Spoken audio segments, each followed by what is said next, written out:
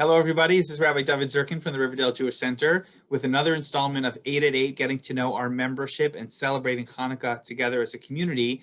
Tonight, our video is in honor of the 7th night of Hanukkah, and my special guest this evening is Deena Spindler. Deena, thank you so much for joining me. Thank you. I'm honored. Okay, the honor is all mine.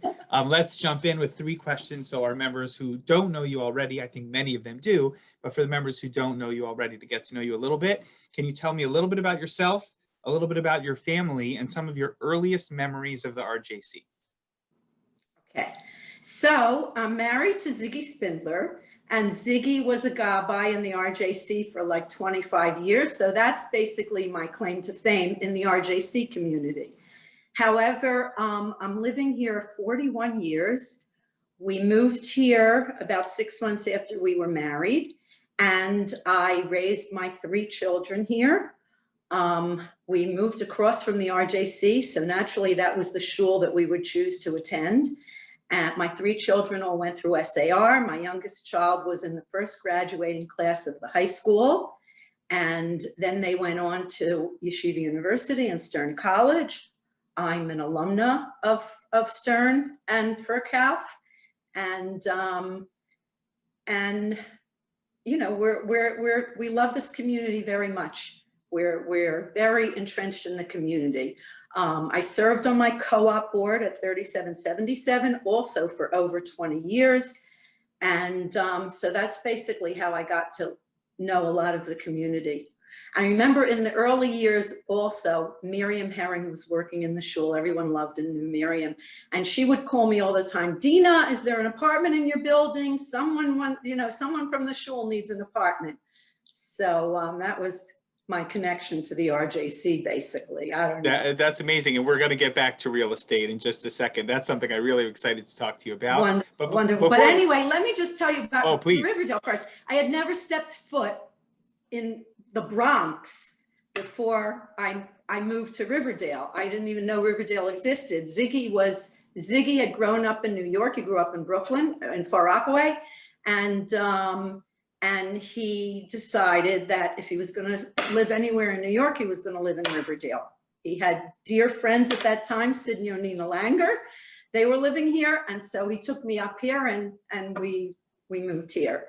But basically, I was born and raised in Philadelphia. My mom was born and raised in Philadelphia. My grandparents' family came to Philadelphia when my grandmother was 2 or 3 years old. And I didn't come to New York until I attended Stern.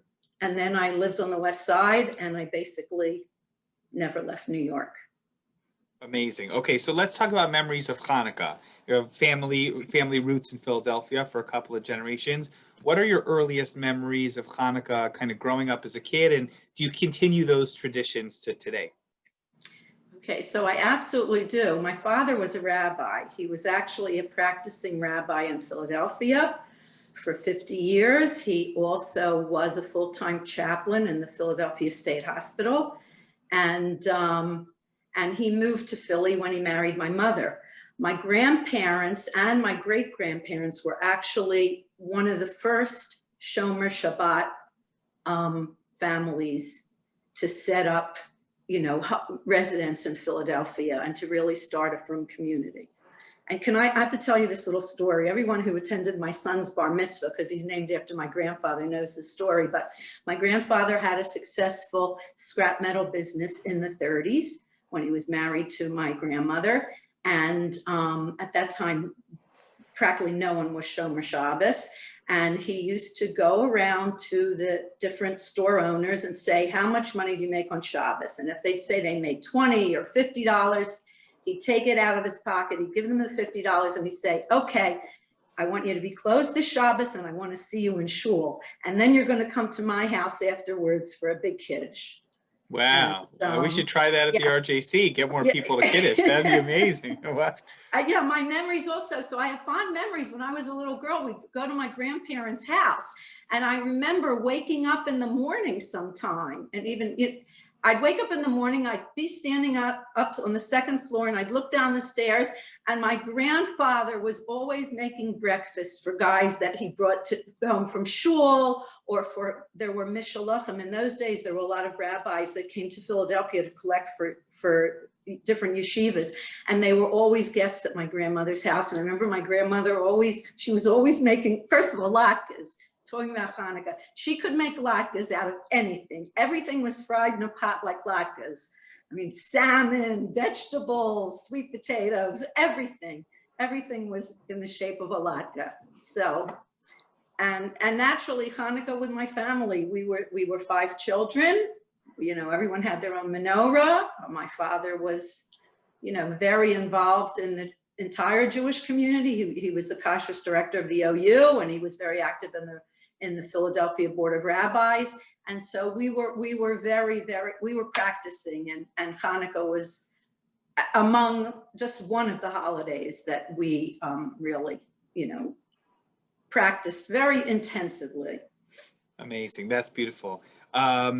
So I know you're in the real estate business, and we've talked about real estate not on Zoom before, but real estate during COVID has been really interesting.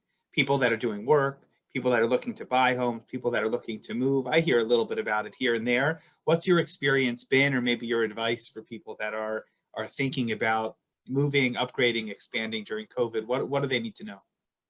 Okay, so what I found is, first of all, it was very difficult during COVID. We were totally shut down. And even though I know people were showing apartments, I worked for a large firm. I worked for Halstead, and now we're Brown Harris Stevens. And we were told specifically and very strictly, do not show any apartments. Don't go in anywhere. And we were told that there are actually even testers out there that were, you know, and people watching and fining people if they weren't following the rules. So for many months we were closed down. Being that I deal mostly with co-ops and condos here in Riverdale, this is the second career for me, Rabbi. I actually gained my experience being on the co-op board for 20 years and also being on the board of the whole association of Riverdale co-ops and condos. We have 90 member buildings. I'm treasurer for many years. And so I'm very involved in what's going on with other buildings as well. But it was very difficult. Even when we first opened up, number one, there's lots of paperwork to fill out. It's not, people call you up, oh, I want to see this apartment this afternoon. Are you available? That doesn't work anymore because there's so much paperwork that has to be filled out. People have to attest whether they don't have COVID or COVID symptoms. They have to fill out a limit of liability form. I have to make arrangements in many of the buildings. I have to speak to supers ahead of time. I have to speak to the doorman. I have to make sure that I can go in. And that's only if it's an unoccupied apartment. If it's occupied, there are a lot more precautions that you have to take, obviously, if there's a family living there. In fact, in the beginning, I refused to show an apartment if there was a family with children in the house. So that was very difficult. And then it took many, many months. Some buildings didn't even let you in. They didn't let in the photographers if you got a new listing. It was very difficult. And even with the house, I recently closed on a house in the past few weeks, and they had a daughter that was on medications, and they were very cautious about who they were going to let in to see the house. And so that's been very challenging. It's been very challenging. It's taken a while. I found that the people looking in Riverdale are looking for a few things. Number one, they're looking for more space than they would have in the past. A lot of them are looking for outdoor space. So if you have a terrace, that's a real plus. And the third thing is they're not looking to do the gut renovations that they used to. They want to move in because there's so much red tape. The Department of Buildings closed down for such a long time that they really want to move into something that's perfect or near perfect. So that's made it more challenging too. So everything combined, it's a difficult business. Also, another fallacy. People think that there's a lot of talk that people left the city and they're coming to Riverdale. They're not staying within the 5 boroughs. They left the city, and statistics show they're going to New Jersey, they're going to Westchester, they're going to Long Island, and they're going to Connecticut. So they're not really coming to Riverdale. So it's a struggle. It's a struggle. Very interesting. I have to tell you, one of the interesting things that's been so amazing during COVID, you know, shul was closed for a few months. And then when we reopened, I looked around the room, and I'm still pretty new, but I was new at the time. And I said, I don't recognize these people. You know, who is this person and who is that person? And we started announcing from the pulpit on Shabbos morning, if you're new to the community, come say hello. And we met all these people who were so excited to come to shul because they moved here in February, March, April, when things were first picking up. They moved to Riverdale. They hadn't been to shul a single time. They hadn't met anybody. So we met all these really interesting people. And it reminded me that it's not just about the real estate, but it's also about the proximity to a shul. For a frum couple to move into the neighborhood, to be able to meet people, to be able to build relationships in shul.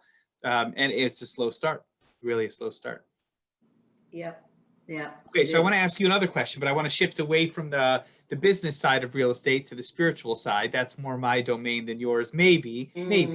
But here's the question I'm thinking about. Hanukkah is ner ish ubeso, right? We light our menorahs not only in shul, but more importantly, we light our menorahs in our windows or at our front doors. So we're talking about the physical aspects of finding a home. What about the spiritual side? What do you think it takes, or what is it meant for you guys while shul was closed to keep your home a spiritually conducive environment? So that's an interesting question, and I have to tell you, I try every day to find the spirituality in real estate. It's a little difficult. I know there are brokers that will tell you, oh, it's wonderful when you find people their home, and it's true. It's wonderful. I found a lot of friends their homes. I found other couples, wonderful homes, and they stay in touch with me, and they say, thank you so much. We're so happy. But the truth is, I have to say the truth, it's a tough business. It's a very tough business. And for many years, when I first started real estate, I continued to do my original career because I found that I was getting the fulfillment from my other career. And what I did, well, for the past 20 years, I only stopped like 2 years ago. For the past 20 years, I sat on UJA's Disabilities Task Force, and I worked with my training is in special needs. I also have a degree in Jewish education and in developmental psychology. But I worked for 20 years with grants, mainly from UJA Federation, also from the city, grants from OHEL, setting up programs for children with special needs. And I found that it was always a thankful job because you're really working with families. I ran Talmud Torahs for kids with special needs in the Ys and JCCs. And more recently with the autism population, and that's just there's a lot of thankfulness that goes into that. Parents they're always grateful, whereas in real estate people aren't always grateful. Everyone thinks they got the wrong end of the deal, the bad end of the deal. Everyone got ripped off. The buyers, the sellers, the other brokers are out there trying to steal your business, all kinds of things. So it's not, so it's difficult. It's they say the rabbinet's not a good job for a nice Jewish boy. I'm getting nervous about real estate here. I don't know, but let's change the subject and get away from real estate for now. You and Ziggy, speaking of thankfulness, you and Ziggy were lucky enough to make a wedding recently, and a COVID wedding nonetheless. And I have to tell you, I haven't been to a lot of simchas in the last half a year, 3/4 of a year. But it was a treat to be at your wedding, your daughter's wedding. And I thought you handled it really well. It was safe. It was fun. It was meaningful. And I thought it was compliant in the right way. So tell us a little bit about making the experience of making a wedding during COVID and what it taught you about. Okay. Well, I guess that's what I'm most thankful for today in this, at this Hanukkah season. It was very difficult in the beginning with COVID when we were just shut down. But it was wonderful for us. We actually came out of this, with wonderful results. My daughter, a few weeks into the shutdown, my daughter was fixed up by a friend, with someone who had actually grown up. He had gone all through Ramaz. He had gone to some of the camps she might have gone to. He had been friends with many Riverdale kids. He said he remembered when he was a young boy, he used to come to the RJC movie nights with all his Riverdale friends. And their paths had never crossed, and they were fixed up. And in the beginning, they were Zoom dating. They were just FaceTiming. I don't know what young people do. Then they were walking on two sides of the street.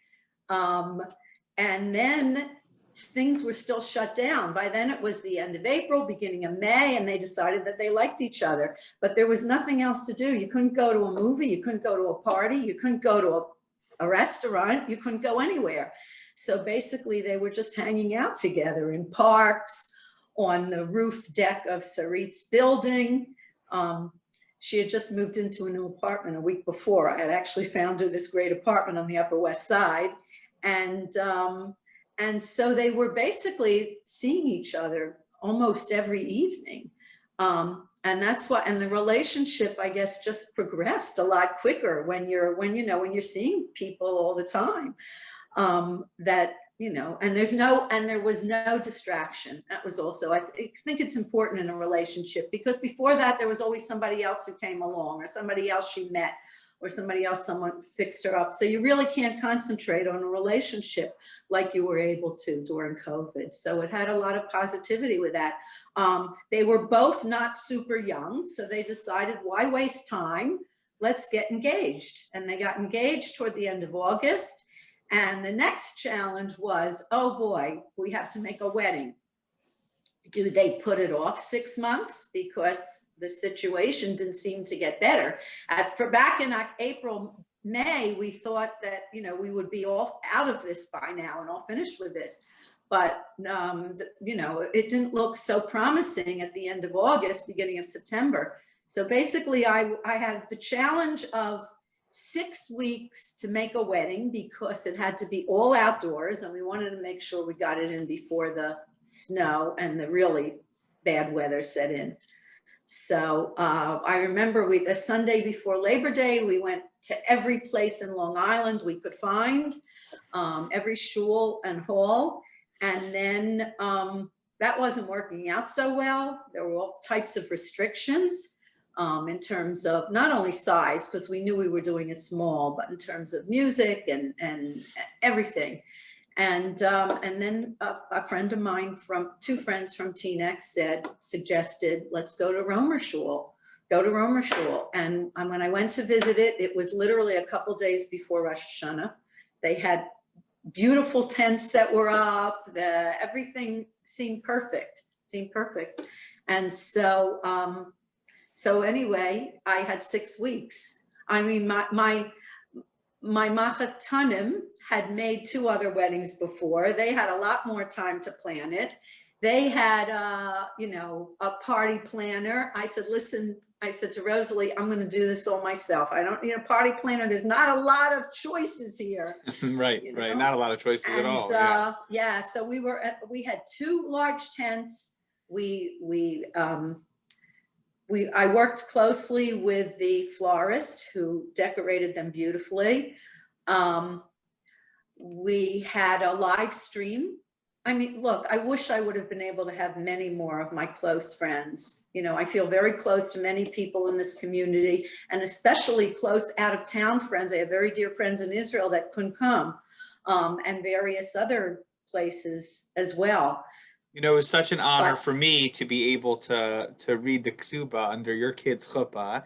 And right when I got off, I went back to my seat and my phone starts buzzing, because all these people who I haven't seen in months or years started texting me, oh, you're reading the ksuba, you do such a good job. I said, I'm on the Zoom. They're all on the Zoom. They were all watching this wedding from all over the place. It was really special. And I have to say, for me, it was also great to see Rabbi Lookstein in full gear at his age. It was amazing. It was nice to have you. We knew, look, my son-in-law's family, our Rabbi Lookstein, I think, had married his parents. And it was one of the first weddings maybe that he had performed. And and they're very involved in the KJ community. So we knew Rabbi Lookstein was going to be the Masada Kedushin. We were honored. I think he's 90 years old. Yeah. And I don't think he goes to too many places. He even showed up at Jeff's Sofruf. They had it up on the roof the Shabbos before. And and it was really challenging. But one of the best things was my son came in from Israel with his family, with his wife and my 2 granddaughters. That was a last minute decision. They literally came in Sunday morning and they flew back out Sunday night from Newark Airport. Incredible. And I kept thinking that there was a midnight flight out. But he said to me, Ma, there are a lot less flights. The only midnight flight is from JFK. The last flight out to Israel is 8:30 at night. It's 8:30. So literally they were like, I remember them running out in the middle of the wedding. Yeah, I thought it was so incredible that they came in for Sarit was really amazing. And they schlepped these two little girls. Yep. Yes. They schlepped these 2 little girls. They're 2 and 4. They were on planes for 48 hours. And you know what? They'll remember it for their whole lives. It's incredible. Yeah. Okay, we could do this for hours and hours and hours, but I want to ask you one final question for Hanukkah, and then I guess you got to go fry the latkes like me, something like that.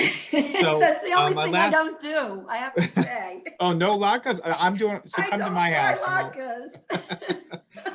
Okay. Last question. So obviously, you guys were able to pull off the wedding and still able to go to work, and I see Ziggy in shul, which is amazing. But there are a lot of things that we're not able to do because of COVID. I'm sure there's a lot of things that you're missing. Is there anything in particular you haven't been able to do that when COVID is all over, hopefully very soon, you'll be able to get back to? Okay, so people that know me, I'm a social butterfly, I guess. I'm an extrovert. I like to be out and about. I like to see people. I mean, that's one of the reasons why real estate is great. In fact, when I was a little bored, my friend has a store, Happy Kangaroo, on the Upper West Side. I told her I was helping her. I said, I love beautiful things. I'll help you sell them. So I like to be out and about and meeting people. And that's one of the things I really miss. And I just had a birthday 2 days ago. And I have a little chevra. We're 4 friends. We get together 4 times a year for each other's birthdays. The Corner Cafe knows us well.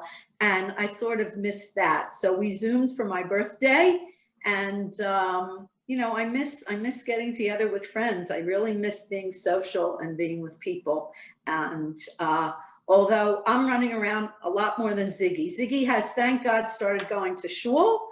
And he started to work out a little at the Y. But he's working from home, and most of the day he's here. So I'm the one out shopping and visiting and schlepping and doing all those things. But I truly, really miss shul for the social aspect. I'm sorry to say, I don't miss it as much for the davening. I apologize. Come on, yesterday's interview, they said they want davening to be shorter. You're only missing the social. What's going on with these videos? Oh, okay. And he was a guy. I'm a girl. So, yeah.